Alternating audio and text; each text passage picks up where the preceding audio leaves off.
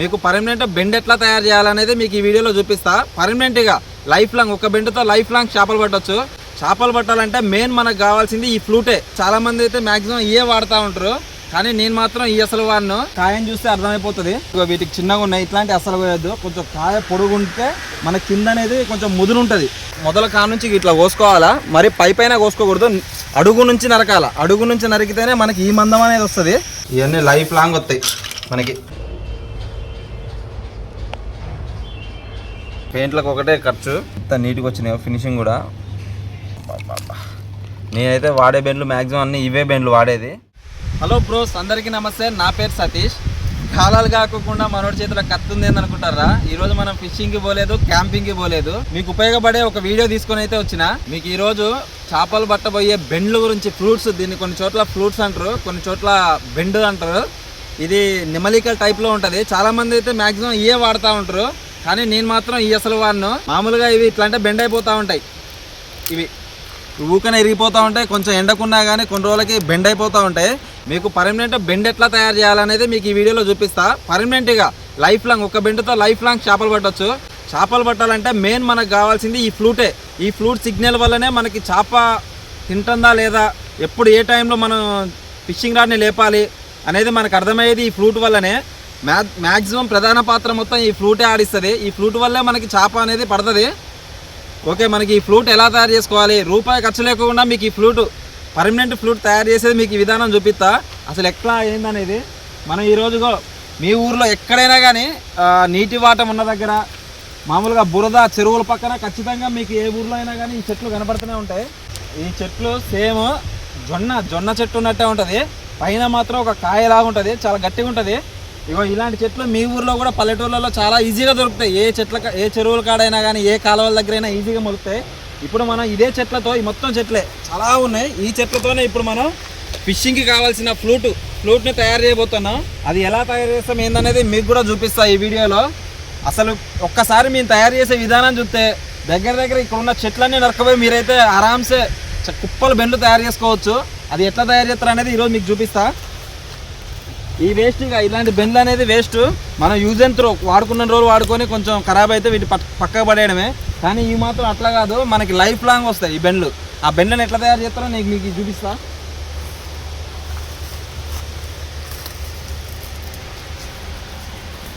ఎప్పుడైనా కానీ కొంచెం సన్నగా ఉంటాయి, అవి అస్సలు పోయొద్దు.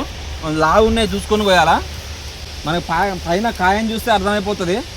మనం కాయలు వీటికి చిన్నగా ఉన్నాయి, ఇట్లాంటి అస్సలు పోయొద్దు. కొంచెం కాయ పొడుగుంటే మన కింద అనేది కొంచెం ముదురు ఉంటుంది. లావుగా మనకు కావాల్సిన సైజులో బెండ్ అనేది తయారవుతుంది. మీకు ఒకసారి చూపిస్తా. మేము వాడే ప్రజెంట్ బెండ్లన్నీ ఇక ఇవే బెండ్లు మేము వాడేవన్నీ. తమ్ముడు ఇట్లా, తమ్ముడు తమ్మి రా. మనం కాదు కోసే, నువ్వే కోయాలా. కొంచెం ఎండిపోయినా చూసుకోవద్దాం. ఎండిపోయినా చూసుకొచ్చినాం అనుకోండి, వీటికి నెక్స్ట్ ప్రాసెస్ కోసాక మీకు చెప్తాను నేను నెక్స్ట్ ప్రాసెస్ ఏందనేది. తమ్ముడు కొంచెం ఎండిపోయినాయి. ఇవి ఎక్కువ నీటి ఊటున్న చోట ఎక్కువ ఉంటాయి ఇవన్నీ ఇలాంటి చెట్లు. తమ్ముడు లావు ఉంది అదే, మామూలు లావులేదు తమ్ముడు. నాకు తెలిసి మీలో చాలామందికి ఈ వీడియో తెలియకపోవచ్చు. మీకు ఇప్పటిదాకా వీటితో బెండ్లు తయారైతే తెలియకపోవచ్చు. మీకు చాలా వరకు ఈ వీడియో తెలియకపోవచ్చు మీకు దీంతో బెండ్లు తయారు చేస్తారని. ఇగో ఇట్లా మొదల కా నుంచి ఇట్లా కోసుకోవాలా, మరి పైన కోసుకోకూడదు. అడుగు నుంచి నరకాల. అడుగు నుంచి నరికితేనే మనకి ఈ మందం అనేది వస్తుంది. ఇగో ఇంత మందం వస్తే దీంట్లో మనకి దగ్గర ఒక 1, 2, 3 దగ్గర ఒక 5 బెండ్లు తయారవుతాయి దీంతో. ఏది మన రవ్వ చేపలు పట్టడానికి బెండ్లు. ఇక మనకి చిన్న పాంప్లెట్లు బామ్ చేపలు పట్టడానికి అయితే ఈ కొత్త కానుంచి పనికొస్తుంది, మొత్తం పనికొస్తుంది. కానీ నేను ఎక్కువ రవ్వ చేపలు పడతాయి కాబట్టి నాకు కొంచెం లావే ఉండాలి. అందుకని నేను అడుగు నుంచి కోసుకుంటా. అడుగు నుంచి ఎందుకంటే కొంచెం మందంగా ఉంటుంది. ఇది కొంచెం ఇప్పుడు మనం చేయాల్సింది ఏంటంటే, ఇప్పుడు ఒక 4 అయితే కోసినాం. ఇక ఇప్పుడు చూపిస్తా చూడండి, బెండ్ ఎట్లా ఉంటుందో చూపిస్తా చూడండి. ఇక ఇట్లాంటి ఆకులు ఉంటాయి. ఈ ఆకుల్ని మనం ఇడుచుకోవాలి. ఇక ఇట్లా ఇది వేస్ట్ మనకి. ఈ వేస్ట్ ఇది తీయకూడదు. ఇక మనం ఇది అస్సలు తీయకూడదు. ఇది ఎందుకంటే మనం దీన్ని ఎండబెట్టాలి. ఇప్పుడు మనం ఈ చెట్లను అన్నింటినీ తీసుకెళ్ళి మనం ఎండబెట్టామనుకోండి, దీంట్లో ఒక లేయర్ ఊడిపోతుంది. మనకి అదే ఈ లేయర్ తీసి మనం ఎండబెట్టినాం అనుకోండి, ఇది ఇంకా సన్నగా అయిపోతుంది, మరీ సన్నగా అయిపోతుంది. మన ఎండకి నీళ్ళన్నీ దీంట్లోంచి ఎండకి ఆవిరైనప్పుడు ఇదంతా కర్ర అనేది సన్నపడుతూ ఉంటుంది. అందుకనే దీనిపైన ఉన్న లేయర్ని మనం పీకకూడదు. మ్యాక్సిమం లాస్ట్ లేయర్ వరకు ఇట్లే ఉంచాలి. ఇంతవరకు ఎండితేనే మనకి ఈ పైన ఉన్న లేయర్ పోయి మనకి దాని లోపల ఉన్న లేయర్ మన బనికి వస్తుంది. అప్పుడు మనం తయారు చేసే ఫ్లూట్ అనేది కొంచెం మందంగా వస్తుంది. రవ్వు చేపలకు ఎప్పుడైనా మందంగా ఉండాలి. మీకు ఈ విధానం తయారు చేసే విధానం మీకు ఎట్లా ఏందనేది మీకు డీటెయిల్గా నేను ఎక్స్ప్లెయిన్ చేస్తాను. అయితే మనం ఫస్ట్ కోసుకున్న ఇవన్నీ కూడా ఫస్ట్ ఈ బెండ్లన్నీ కూడా ఎండబెట్టాలి. ఒక 2 days ఎండబెట్టిన తర్వాతకి ఈ ఫ్లూట్ అనేది మంచిగా తయారవుతుంది. దాని తర్వాతకి ఏం ప్రాసెస్ చేస్తాం అనేది మీకు చూపిస్తా. సరే, ఇవి అయితే మనం ఎండబెట్టుకుందాం. ఫస్ట్ అయితే వెళ్ళి మనం అయితే ఎండబెట్టుకుందాం.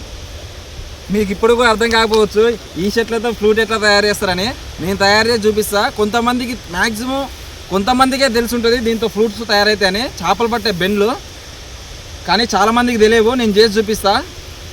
0 ఖర్చుతో మీకు ఫ్లూట్లు అనేది కుప్పలు ఫ్లూట్లు తయారు చేసుకోవచ్చు.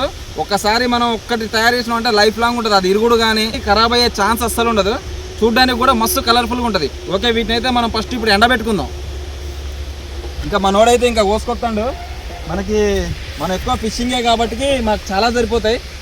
మనకు చాలా కావాలా, మనకి ఎన్ని ఉన్నా కానీ ఆల్మోస్ట్ ఇవన్నీ ట్రక్ వేసుకోపోయి లారీ మాట్లాడుకొని పోయి వేసుకోపోతాం మేము. ఇట్లా మ్యాక్సిమం మనోడు ఎండిపోయినాయి కోసిండు. మ్యాక్సిమం ఇట్లా ఆల్మోస్ట్ కొంచెం ఎండినాయి కోసుకున్నాం అనుకోండి, మనకి డాబా మీద ఎండబెట్టినప్పుడు కొంచెం తొందరగా ఎండుతాయి. కొంచెం పచ్చి కోసుకున్నాం అనుకోండి, కొంచెం లేట్ అవుతుంది ఎండడానికి. మనం అయితే ఇప్పుడు వీటిని డాబా మీద అయితే ఎండబెడదాం.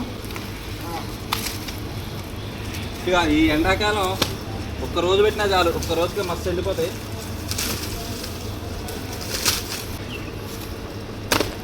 ఇక విడివిడిగా ఎండబెట్టుకోవాలా. మొత్తం కుప్ప వేసినంటే ఎండడానికి చాలా టైం పడుతుంది.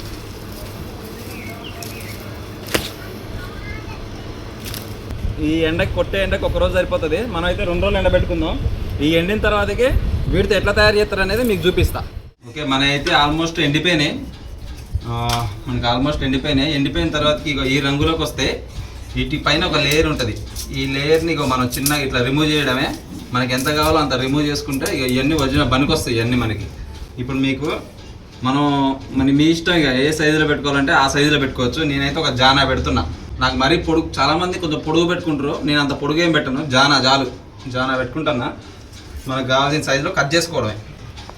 ఇట్లా చిన్నగా రౌండ్ కట్ చేసుకోవాలి. ఇట్లా ఇరగొట్టకూడదు, ఇరగొడితే మళ్ళీ చీలుతుంది. మనకి ఇట్లా రౌండ్ కట్ చేసుకొని కర్రను తిప్పుకుంటా కట్ చేసినాం అనుకోండి, ఇగో మంచి సైజ్ వస్తుంది. ఇగో ఇట్లా ఇది ఇట్లా ఎండిపోయింది. సౌండ్ ఇట్లా రావాలా, కట్టెపుల్ల సౌండ్ రావాలా, అప్పుడే ఎండినట్టు. కొంచెం మెత్తగా సౌండ్ వచ్చిందంటే ఎండనట్టే. ఇప్పుడు ఈ సైజు మనకు సరిపోతుంది బెండ్కి. ఇక ఇప్పుడు దీనిపైన మనం పెయింట్ వేయాలి. ఇది ఎనామిల్ పెయింట్ వైట్ కలరు. ఒక బ్రష్ కూడా తెచ్చుకున్నా. దీంతోపాటు టర్పెంట్ ఆయిల్. ఎందుకంటే ఈ పెయింట్ ఇది వేయడం వల్ల మనకి పెయింట్ అనేది తొందరగా ఊడిపోదు. మనం ఎక్కువ నీళ్ళలోనే నానుతూ ఉంటుంది కాబట్టి ఇది ఖచ్చితంగా కలపాలా. ఈ 2 కలపడం వల్ల పెయింట్ అనేది నీళ్ళలో ఎక్కువ ఊడిపోదు, చాలా రోజులు ఉంటుంది. మనం ఈ వైట్ కలర్ పెయింట్ వేస్తున్నా. నేనైతే వైట్ వేస్తున్నా. మీ ఇష్టం, రెడ్ ఏ కలర్ అయినా మీ ఇష్టం వేసుకోవచ్చు. నేనైతే వైట్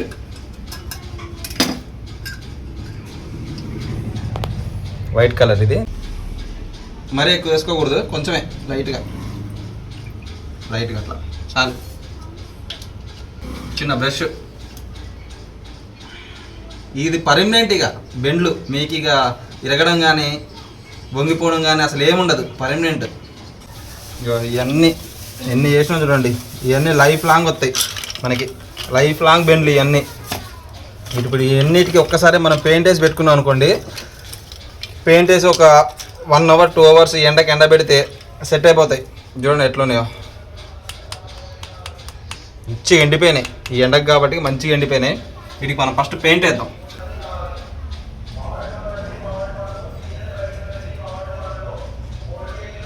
ఇట్లా మంచిగా మందంగా వేసుకోవాలి. 2వ కోటింగ్ వేసినా పర్లేదు. ఫస్ట్ కోటింగే పల్సగా ఉంటుంది, 2వ కోటింగ్ వేసుకుంటే కొంచెం మందంగా ఉంటుంది.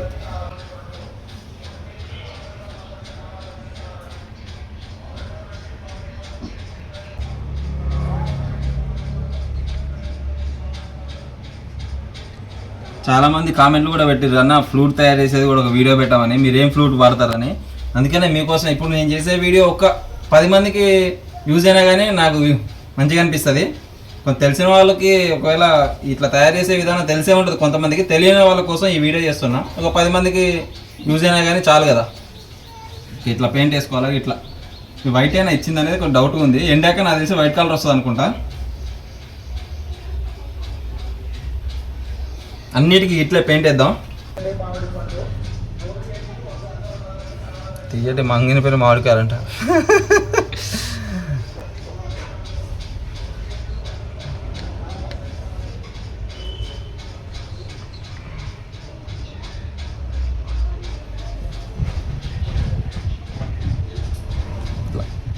మంచిగా అన్నిటికి వేసి ఇట్లా సైడ్ పెట్టుకుని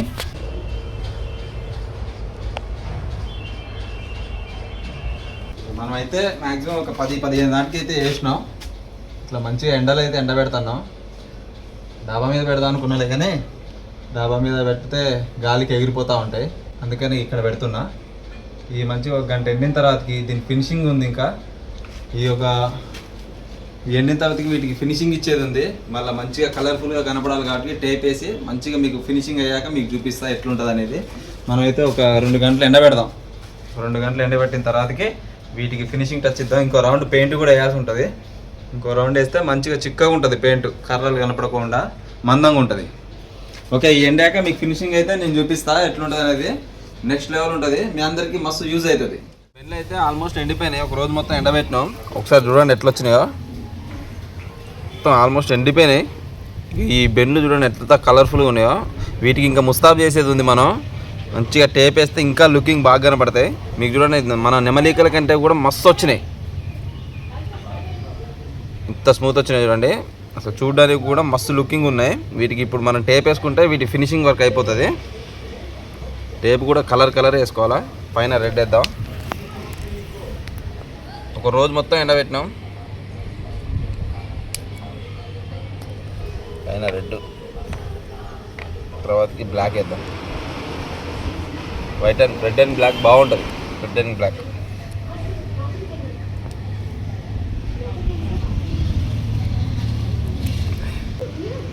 ఇంకా మేము ఇంకా చాలా ఉన్నాయి. ఇంకా ఎండబెట్టినాం చాలా ఉన్నాయి. బట్ అన్నిటిని ఇంకా తయారు చేయాలి. ఇంకా గుప్పలు ఇంకా ఎండడానికి ఇప్పుడే రెడీ అయినాయి. ఇంకొద్దిగా ఎండాల. ఇలాంటి బెండ్లు ఇక పర్మనెంట్ బెండ్లు మీరు చూస్తారు ఎంత లుకింగ్ ఉన్నాయో. మీకు రాసి పెడతాన్నా ఒక్కొక్క బెండు మీరు చాలా సంవత్సరాలు వాడుకోవచ్చు. మీరు నలగడం కానీ ఇరగడం కానీ అట్లాంటివి అయితే ఏముండవు. సరే చూసారు ఎంత కలర్ఫుల్గా ఉన్నాయో.